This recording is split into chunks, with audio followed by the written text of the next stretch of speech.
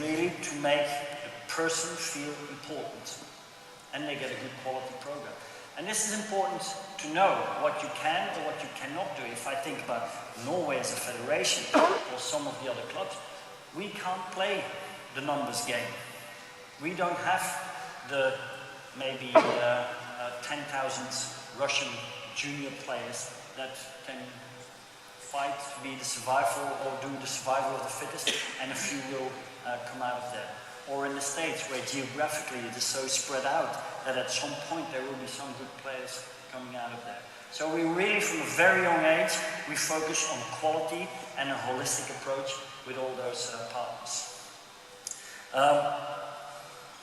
This performance management is something that we started to do at the LTA, the British Tennis Federation, quite a few years ago. That was a federation where there was a lot of resources, and at the end of the day, a lot of the things in tennis, and we'll come back to that later, are revolving around money. This is a very expensive sport. People perceive tennis as a rich sport, and of course, it is not a rich sport.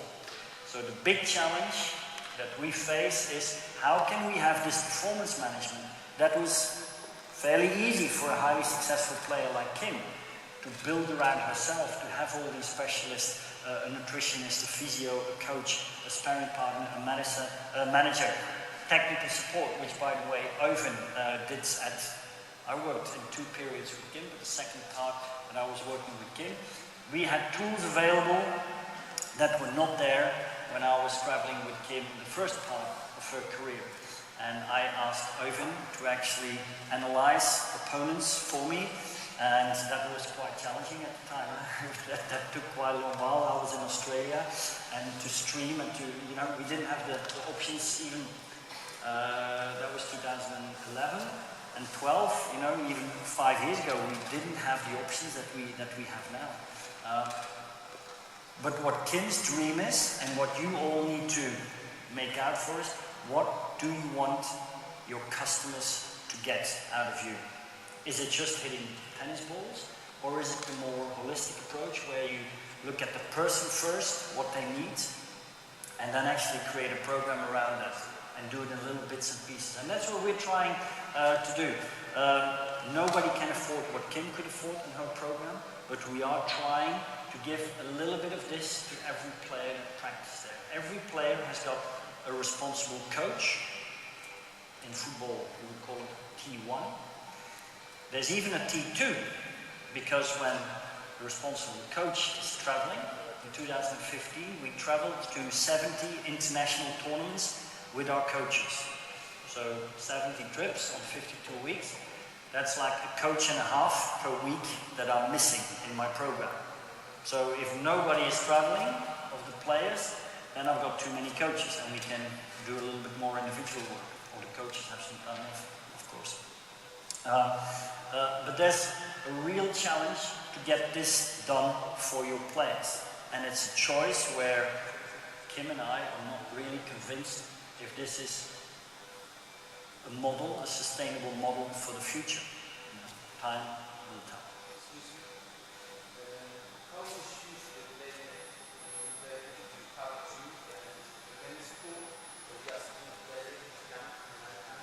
No, we have, I'll talk a little bit about the program that we have in a second, that will answer your question.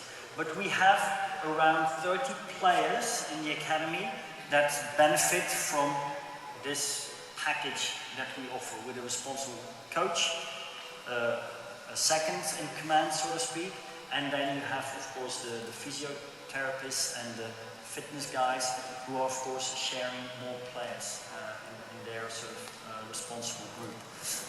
But it's a real challenge to get that. And that performance management needs to be there. Maybe just this circle is quite important, this green circle. I'll come to that in a little bit. I might, skip a few slides or whatever. But this green circle, while I think about it, and I talk about this big group of people, there needs to be a T1. Okay? I think for your player that you work with, there needs to be one responsible person. And it doesn't necessarily have to be the tennis player. The tennis coach, sorry. It can be the physio, it can be the fitness coach. It can be the mental coach, of course, which we also have in our team. It can be just a person. I refer to it when I ask the players, when they come and test trial, I ask who that person is for them. And often they don't know that yet, because they don't know everybody yet. And I said, just think about the person when you've had a very bad loss. Okay? Who's the person that you send your first message to? I think that is a very good person, to be your T1, your responsible person. Okay? Because that's the person. Because when you're a winner, that's very easy. Everybody wants to be with you on the picture, and you're also happy with the, shake hands and be happy and smile. It's when the going gets tough, that's when you know who you want to rely upon. Okay, so that's a good way of finding out who that performance management, and that person needs to filter. That's a filter. These people around here, it's not an exact percentage, but I would say to those people that they can talk 95% about the player. Okay? What needs to happen? Yeah, should we play that point? No. Tomorrow we're going to play 2 hours. No serve. No, let's do a bit more. That whole group can decide that. I mean, I had Stefan Wouters as a sparring. Pelle, you remember Stefan Wouters? Do you think I made the right choice there? The butcher. This goes back, this is a nice anecdote actually, when we were traveling under 14 together with the players under 14, and I had two pretty good players with me, and one was Stefan Wouters and the other one was Kim Glasses, and Pelle and I were discussing over a few beers who was going to be the best player, and Stefan was a dream to work with. His father was a butcher, but he also played like a butcher, and he was a very tough guy. He would work 6 hours a day, he never complains, very reliable. And then you had the sometimes moody but talented, Kim, who had of course a much bigger career, but in terms of job satisfaction at that point, it was much easier to choose for the boy. Yeah? But Stefan Wouters, then in the later part of her career, that was quite nice, started to travel as a sparring partner for Kim. So I was traveling again with Kim and Stefan, just like sort of 15 years earlier when they were both playing, and we were traveling together. But he was a very experienced player as well. So there's a lot of people in that team that have got an opinion, okay? And who's in danger of suffering from that if everybody is fighting for their own cause? It's the player, of course. Because it is so easy, and we all know the feeling with our best players that we care for, it is so easy to try to have that strong bond with the players. Stefan had that, the physio had that, the manager had his opinion, I had my opinion. Oyvind, of course, wasn't traveling with us, but he would filter through me his ideas. There needs to be a filter. Don't forget that. Even at club level, don't underestimate the impact you have on players and what they remember. Okay? They might remember something very silly that you're not even aware of. Later I referred to a presentation of Jim Leur, who some of you might have seen or heard of, and he's talking about the kindness of coaching and the caring factor. Who else? And he talked about the kindness of coaching, and he gave some examples of a boxer, I think it was there. That is more important than what we know. And we need to think about that in that performance management. Having a big team of experts does not mean that you know more. It is how you say it to the players. It even goes to an extent that Kim, and Oyvind was there as well, at the farewell match that she played against Venus Williams, after the match, she thanked everybody that had played a role in her career. And so she went down the row of people that sat there, and she said, Carl, I would really like to thank you for when you were there when I was 40 and my mother was sick. I was thinking, she's going to talk about this forehand, about this split step, about this, about this trophy here, this, that. No, she talked about something that I was completely not aware of. Okay? And it is for that reason that in the second part of her career, I was managing this performance. It had nothing to do with how much I know about tennis. Okay? So, at any level, club or high performance, don't underestimate what relationship you have with your player and what the motivation should be for you and for the player.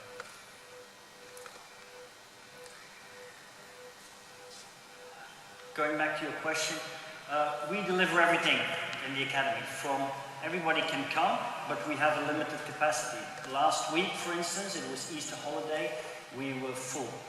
We couldn't put another kid on the court, but there's no limitation on who can come.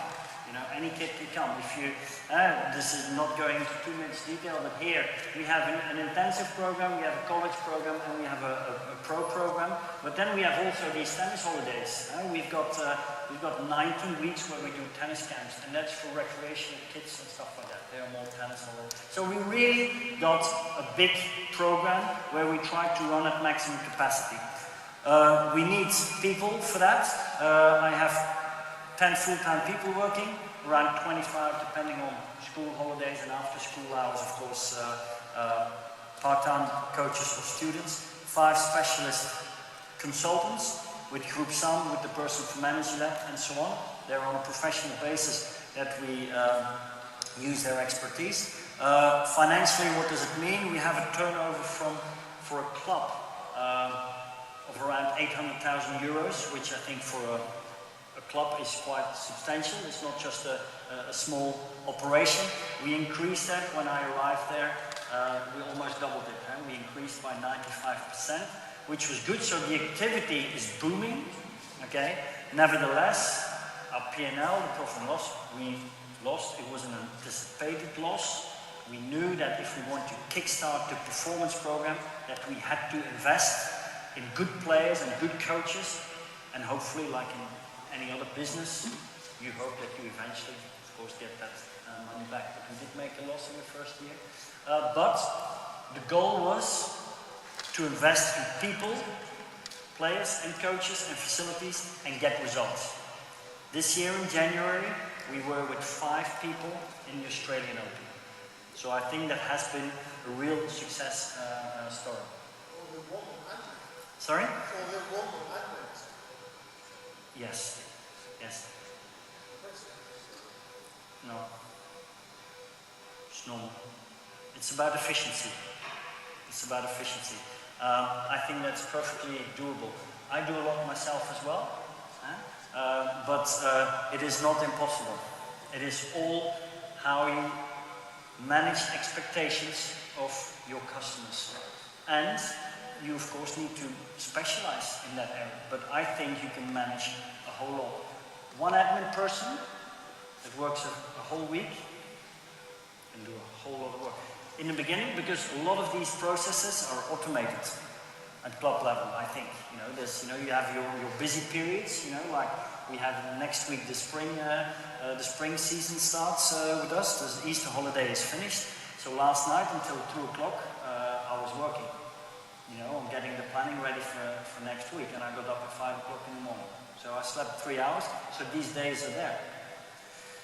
Of course, you can make life more leisurely and have more people, but if you're making a loss, I don't have the luxury of having a second admin person. But we're in this process. We've got a goal. Kim wants to be the best academy, not the biggest. Okay? The process has not been nice, okay, in the first 2 years. Very fulfilling because we have sports results, but there have also been moments, where it was not nice. But I think, in terms of later, we talk a little bit about goal setting for players, but also for a club or a federation or an organization. There's not a short-term goal of the next match or the next 6 months. There's a goal setting that you make for 5 years or 10 years. And that's important. And that's what you need to have in mind when the going gets tough and when it's not so nice, like Muhammad Ali is saying here.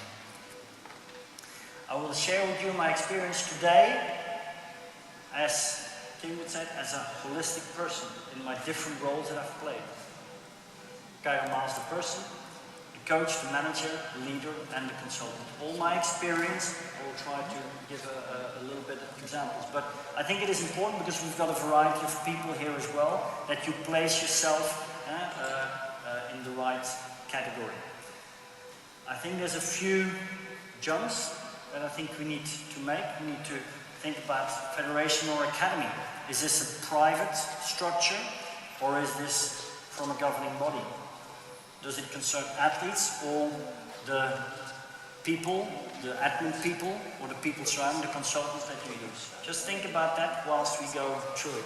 Male, female, I already referred to that. It's one of my favorite pictures that I use in many presentations. Some of you might have seen it. But I think it is important to look at your structure of male and female. I know it's a bit of a hype at the moment that, I don't know how it is here in Norway, but in Belgium at least, you have this quotum that you have so many female people in boardrooms, etc., etc. But it is an important factor. I would like to have the right people in the right place, regardless of the gender. Okay, but there is a fact, you know, at the performance level, my best coaches, probably the best players, they're all male coaches. You know, Amélie Mauresmo is a breath of fresh air that a female coach can also coach a male player. I think a lot has got probably to do with Judy Murray, you know, who will have influenced Andy, I'm sure, to do that. But also that is important, you know, when you work with young children, it's more likely that it's going to be girls or female coaches. At the higher end, it's more male coaches. Is that good or not? You know, it's a question that we should ask ourselves. There's very subtle differences. You know, this is the picture that I was referring to. What's the difference here between the men and women? The men really don't seem to care about, you know, the picture being taken, whereas the women are silent to the camera. Okay, and what was the task? What was asked of the 7 people? The question was asked, you know, let's take a picture because it's all your birthday in the same month, you know, so they had a joint party and there was a camera, said, let's look at the camera and who was very dedicated to the task, the female players, and the men, they needed an outcome. They needed a result, okay? We, earlier with Simon, we looked at David Brailsford, who was talking about cycling. And Alexander, you're a cyclist, so you probably know Brailsford, from Chris Hoy and Bradley Wiggins. And he was talking about the process and the outcome-orientated people. How important it is to have targets that you can aim for and not just only focus on the winning, because the winning you don't always control. And as a very nice example, I don't want to get sidetracked too much, but one example that is so significant, if you go to a Grand Slam tournament or any tournament where there's mixed, we have some 10,000s here where men and women are playing. Go and have a look at the practice courts. Okay? You see the men playing, you know, and they warm up their shoulder a little bit, and after 5 minutes they play a set. Even if they play 3 days later, maybe against each other. And then the court next to it, there's female players practicing, and they play 20 minutes of forehand cross courts, 20 minutes of backhand cross courts, and then is it okay? No, a little bit more. And then they do that. And then the last 5 minutes they play, or they do a few serves, but most likely they will not even play a tiebreak, or they don't count the points. Okay? There are so many subtle differences that have been there for many, many decades that make it different to coach female players or male players, but also to manage female coaches and male coaches, or within a professional organization. So many different aspects that we need to be aware about. And I'll give you another thing that we need to realize. If we talk about tennis, what revolution tennis has undergone. This is to save my voice a little bit as well.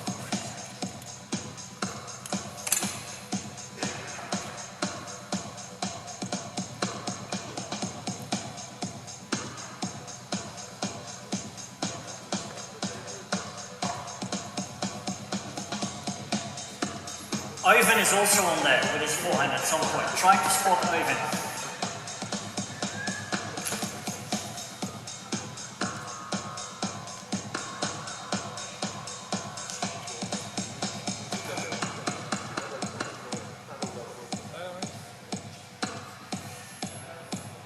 It's a little clip which just makes us wonder in terms of we're all part of developing tennis players. You can just imagine how different it was at the time to train these guys. I think the high intensity training from Jaime Fernandez would not probably work here. Although they did jump over the net already.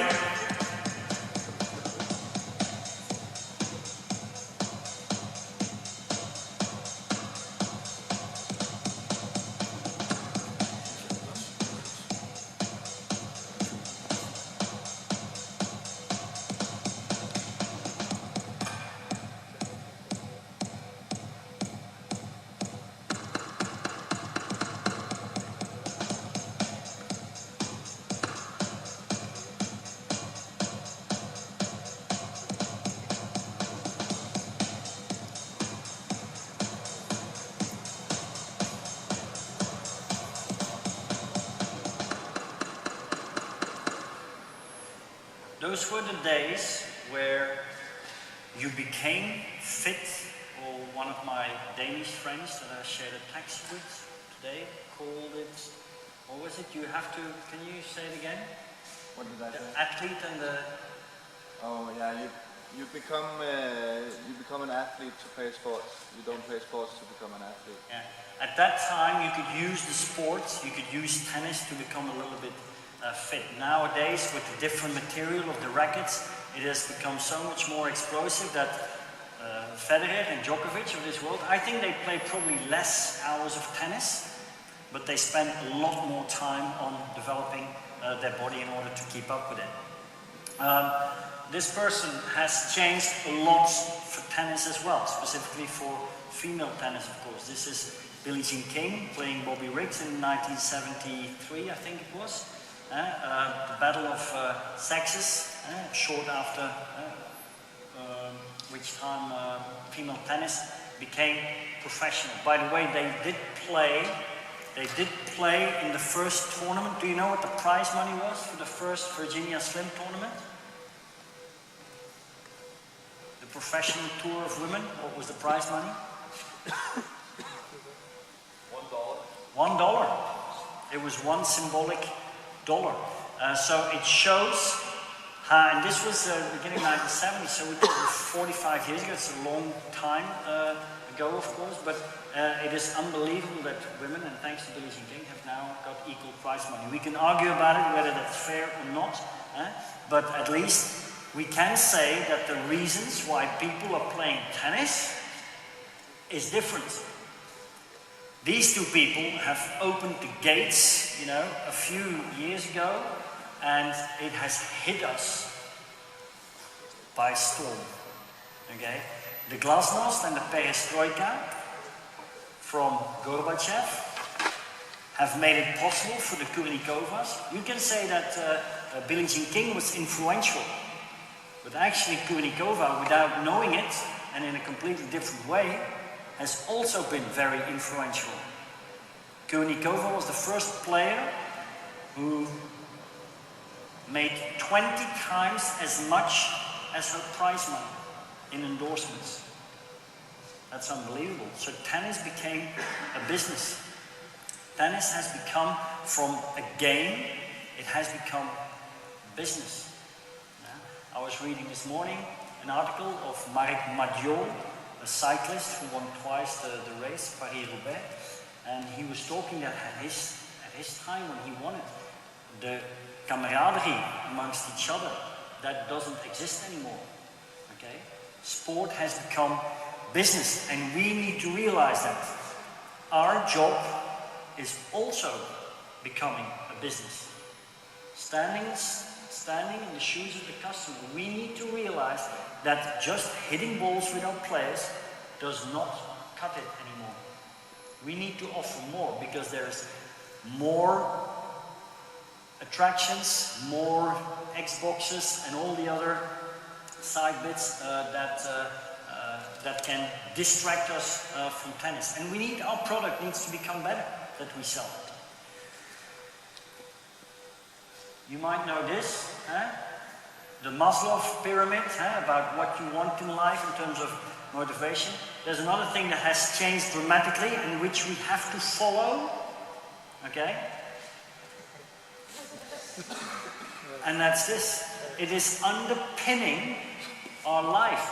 The new normal, and I have seen a brilliant presentation about 6 months ago about somebody who called this the new normal. And he had a fantastic video clip, and I wish I had it, of a 1 or a 2-year-old baby who's holding this piece of paper. You know, he's getting really, really angry. You know, he's crying, he's getting really, really angry, and you see, and he's trying to swipe the piece of paper. It's the new normal. And we, as coaches, have to use it. Okay. Nobody knew where we were going to end with it 10 years ago, where we are now. Oven has taken this already to a next level by doing this for Kim 5 years ago, then for Elzarenka, for the French Fed Cup team, and for other players. And it will evolve even more. Okay? In 5 years' time, it will look, and we have to go with it. And it's very difficult. And it's very difficult. And I would like to advocate here for whatever all the ovens around the world are doing. It is very difficult for tennis coaches, or actually for the coach educators, to educate the coaches. And why is that? Tennis is, I call it a parallel sport. We do it as individual players, and when we stop playing, there's a business model behind it that is parallel growing. It's not a pyramid. In football, you've got a lot of people playing football. And when they stop playing football, there's only a handful out of that big group of people who will continue to stay in football professionally. In tennis, it is costing a lot of money, but there's actually a business model behind it that the better tennis player you are, the more chances you will get to become a tennis coach. You start with hitting a few balls in your club, and before you know it, you're doing this 20 hours, 30 hours, and you've got a job without any qualification. It makes it very hard for all the coach educators in the world to make the tennis coaches become educated. It doesn't mean that you're bad tennis coaches, but please take the opportunities to always keep learning, because that actually doesn't cost anything. There's a lot of things that are costing money, but keep on studying the game and go with the science that is available. And it doesn't mean that you need to read every stat that's there, or that you need to have every tool that's available in the toolbox, but keep growing as a coach. Quo vadis, where will it end up in 5 or 10 years' time? We don't know. You know, there might be situations happening right in front of us that we don't know what they will become in a few years' time. I had no idea at this stage that I would be sitting in all the player boxes of all the Grand Slams so many years later. I had no idea that we would beat Russia, that I would be sitting with these same 2 players in the Fed Cup and beat Russia, okay, after they had won already 3 times the Fed Cup. Certain things you cannot predict, but what is a firm belief of mine is that everything I do, I like to have my players or the people that I work with stay independent, that there's always a succession. Never own a player, whether it's at club level or at federation level. The player is in control. They need to be accountable for when it goes wrong. They have all the success. We stay in the background. It is far too easy for us to be in the front of the picture when it goes well and to disappear when it doesn't go well. Prepare for your succession. In that respect, I think this is a really nice picture for me. This was a bit of closure for me from my chapter in the LTA, that in 2012, the last official match of Kim Kleisters was against Laura Robson, who I had been working with a few years earlier in the LTA when I was responsible for women's tennis there. And it was like a handing over of generation, last match of Kim, and the first time that Laura Robson did really well in the Grand Slam. Unfortunately, she's now still injured or hasn't played that many matches. But for me, this was a very fulfilling moment. Even though I wanted Kim to win, at that point, that was for me closure, that I had done the right thing with both of my careers so far. I'm going back, I'm picking a few things from a presentation that I did in 2012 for Olympiatoppen. So sorry for those who were there maybe as well. That was at Olympiatoppen. I felt that there was a lot of potential here. I knew something was brewing, okay? And what I think is very important then, if something is brewing or you need to make a change, that is, you get everybody on board. Okay? Otherwise, it will not work. This is not my quote. You know, I didn't have a million of voices calling for something. This is the inauguration speech of, and there's one word missing,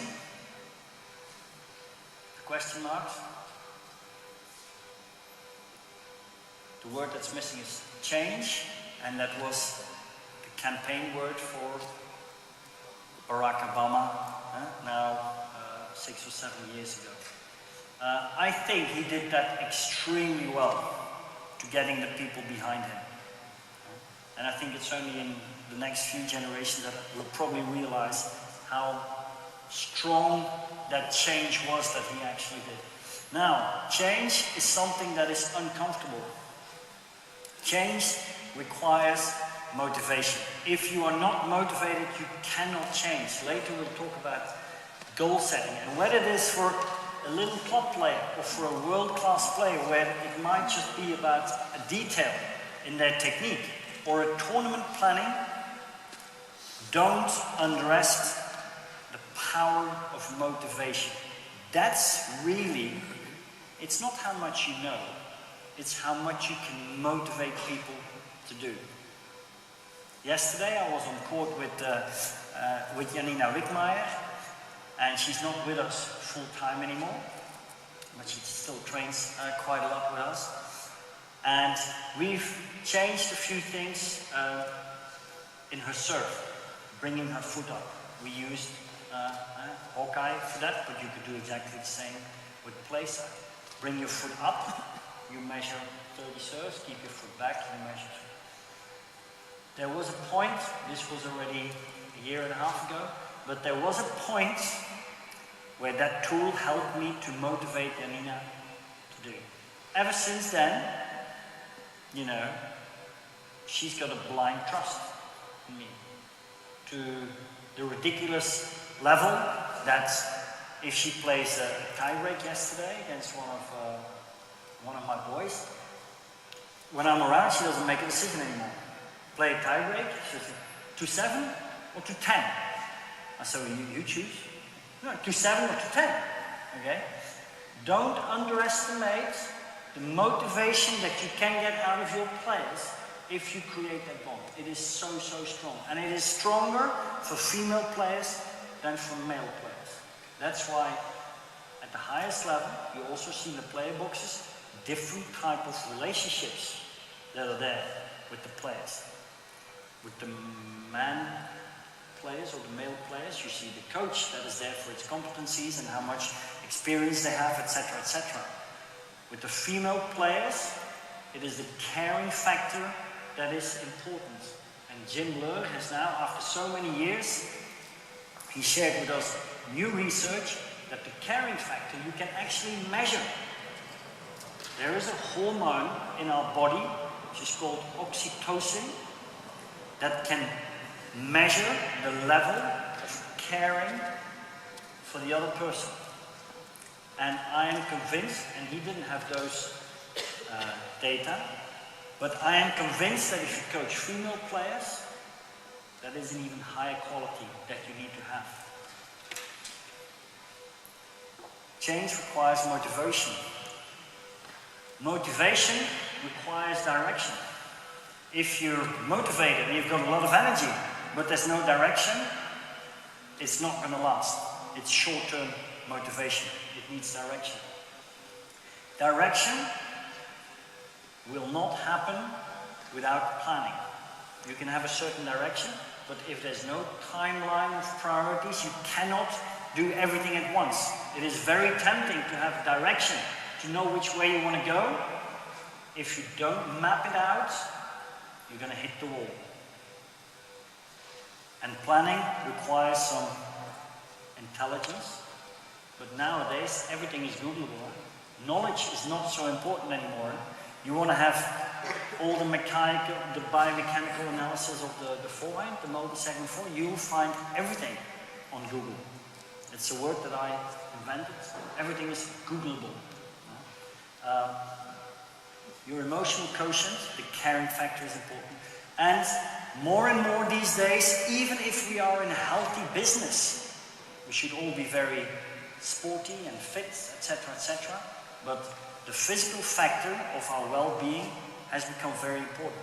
In corporations, of course, even more so, when they sit behind their desk the whole day.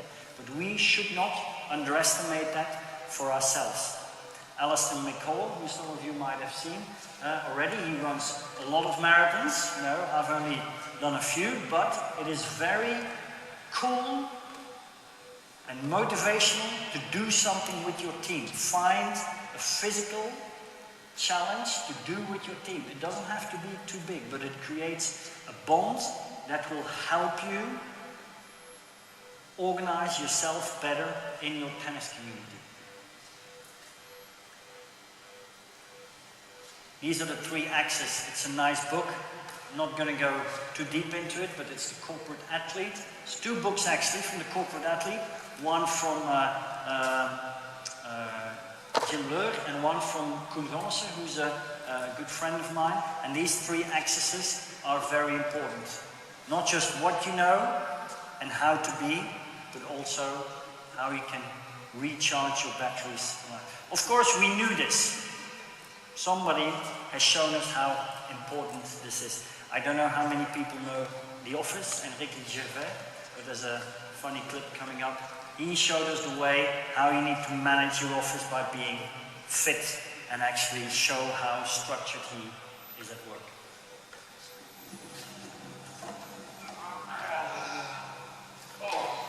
Working hard?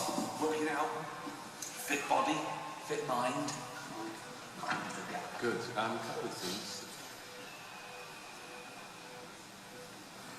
David. Did your wages go through okay this month? Yeah. Yours, Gareth? Yeah, fine. Good, so you two are okay. Few. Why then has one of your team come to me saying they haven't been paid this month?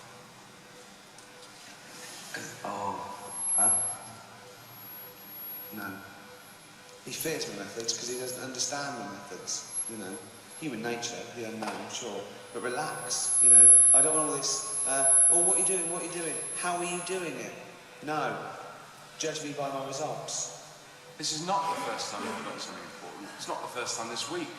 And it worries me when someone feels they have to go over your head and come to me.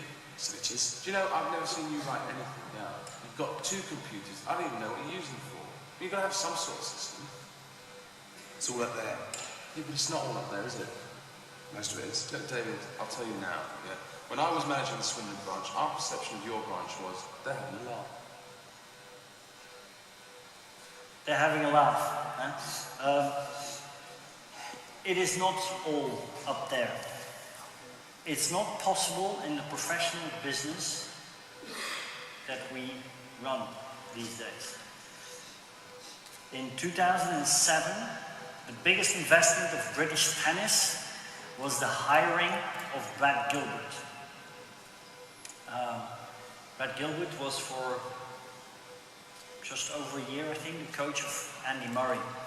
And I had to present something about goal setting, etc., etc. And we were in the boardroom at the LTA, a big marble table, and Brad Gilbert was at the far end, and he had his 2 feet on the table. And halfway through my presentation, he said, "Carl, this is absolute bullshit." So there I was trying to sell this to 20 other coaches that were all taking notes. And Brad Gilbert with his feet on the table says it's bullshit. I said, "Okay, at least tell me why this is bullshit." "Well, if I show Andre this, you know, that has got nothing to do with tennis." I said, "Oh, well, what did you do with Andre?" He picked him just the period before. He picked him up when he was down and out, you know, ranked 140, started playing challenges. So yeah, well, we went back to when he was #1 in the world, and then he had also the best return, and we looked at where he was, his positioning then, and the winning percentage.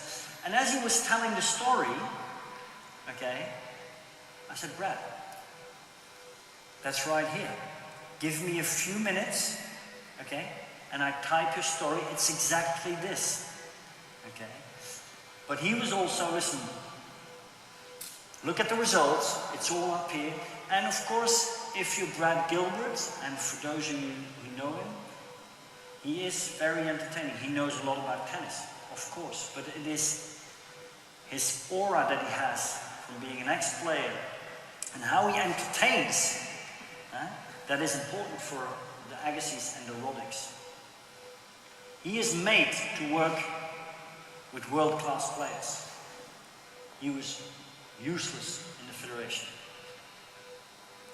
If you are important, or if you want to be important for a group of players, it cannot be all up here.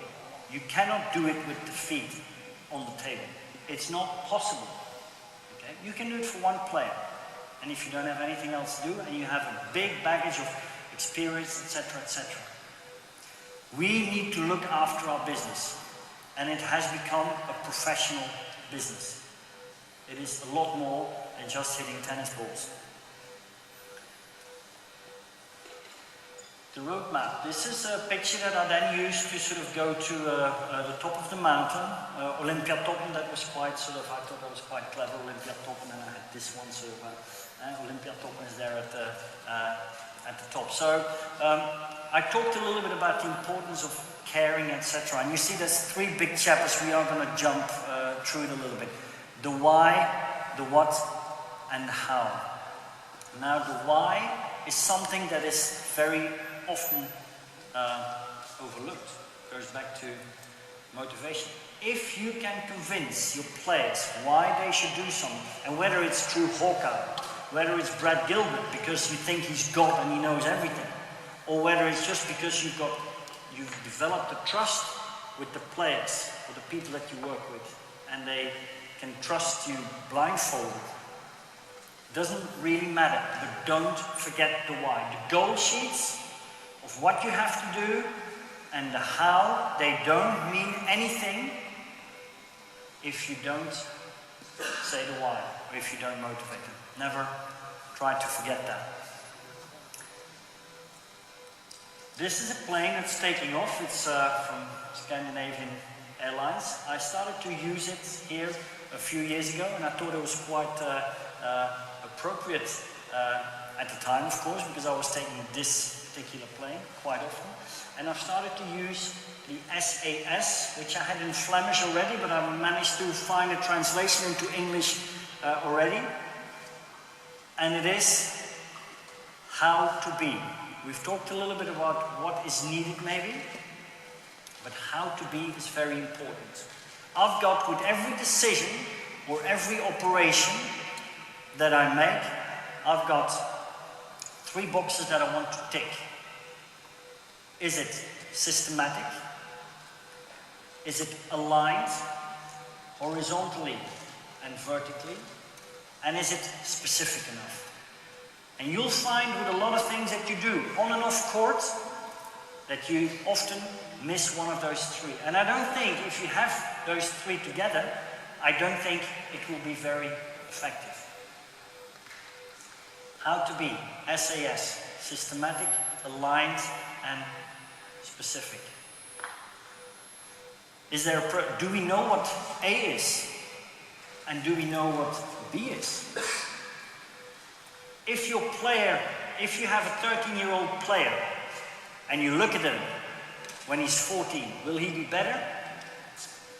90% chance he will be better if he does the same practice that he did the year before. But that's not good enough. We also need to calculate which targets specifically that he needs to get better at.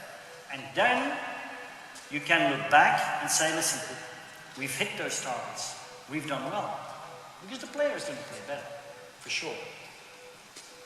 But giving yourself a pat on the back to say, oh, look at the progress that we've made, is not good enough if you didn't set those goals. There needs to be a process. You need to know what A is, you need to define where you want to go with B, and then you start planning it. Smart goals for players, also for coaches, clubs, for yourselves, for federation, and all the stakeholders involved. Being aligned, the left hand needs to know what the right hand does. We were in that interdisciplinary picture. We use Google Drive as a tool for all the people to gather the information of the players. There's 80 people on there in total. 30 who can edit, 50 who can only view. It's massive, but we use it as a communication tool to know what is going on. You cannot work in a community without having agreements who can do what and what needs to happen with the players. And there's very little understanding. If everybody fights for their own cause, you're going to have accidents. So role play is a very nice way of doing it. Let somebody shadow the admin person.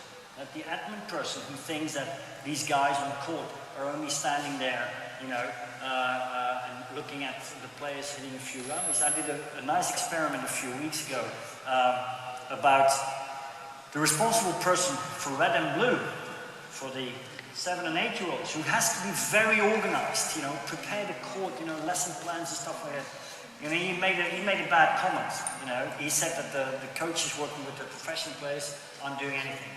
They're just watching the players rally. So we've swapped, okay? The performance coach all of a sudden realized that he did not know what to do with all these kids around him.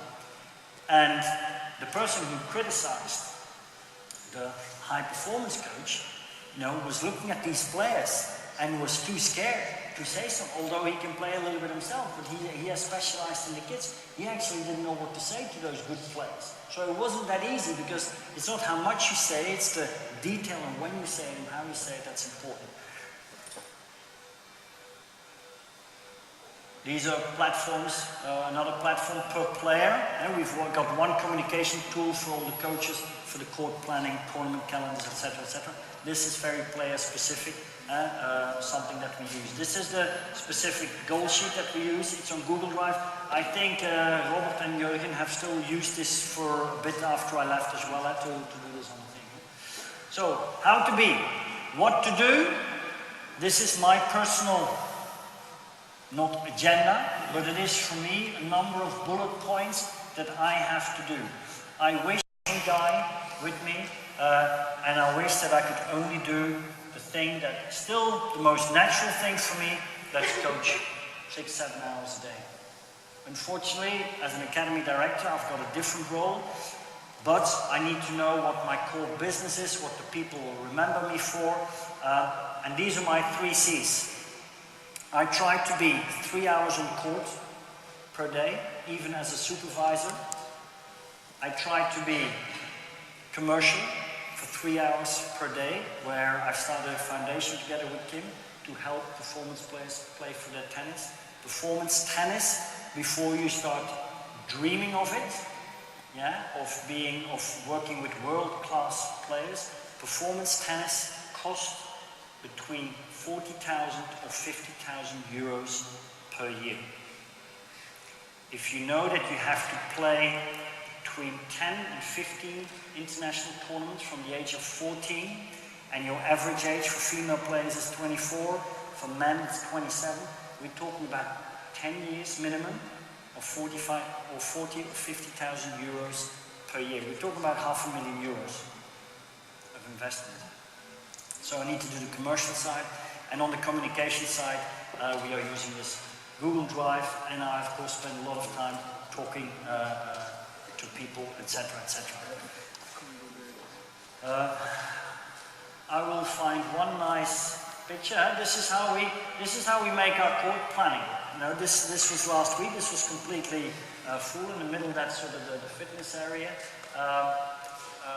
The coaches work on Google Live. They make the planning. I mentioned those T1 players. The responsible coaches are aware of how many times their players are playing, because that's another different thing, of course. If you have a regular week program, you work in a club, it will be, okay, Monday from 5 till 6, Tuesday will be from 6 till 7, Wednesday maybe before school, 1 hour. These coaches are responsible for the programs of their players. Sometimes they have to do twice fitness a day and only once tennis. Okay. Now, if you let everybody do their own thing, it becomes complete chaos. So that's why I also have a home trainer. And this is a rotator role, and it's something to think about maybe in your club if you have a big group of players. There's a home trainer, and this is one of the trainers of the academy that is responsible to collate all the information of all the trainers. So if Frederick has a player, so Simon, you know, is playing, and says, oh, no, he's injured tomorrow, he only plays once tomorrow, but on Wednesday he plays twice. I'm the home trainer, so that week, the home trainer, and I'm not doing that because I've got too many other things that I need to do as well. But then you come to me, give me that information, and I have to cut and paste and make sure it works with all the other players that are there as well. Pelle has got a player who can play twice, Tuesday and Wednesday twice, then we have to mix and match that. So there's quite a bit of organization that is needed. Every day, for the 2 years that I have been there, not one single day has been the same. And care. Court, commercial communication, and care, which was a new one. I think Owen, you were there. It was very inspirational to hear Jim Leur talk about the kindness of coaching, but then also the evening before with Billie Jean King, how influential she still is at the age of 72, what she has done for the game. And it is not about her tennis career. She only realized it afterwards that playing tennis was only a tool. Okay, I'm just trying to look at one nice quote to finish off. What we have to remember as I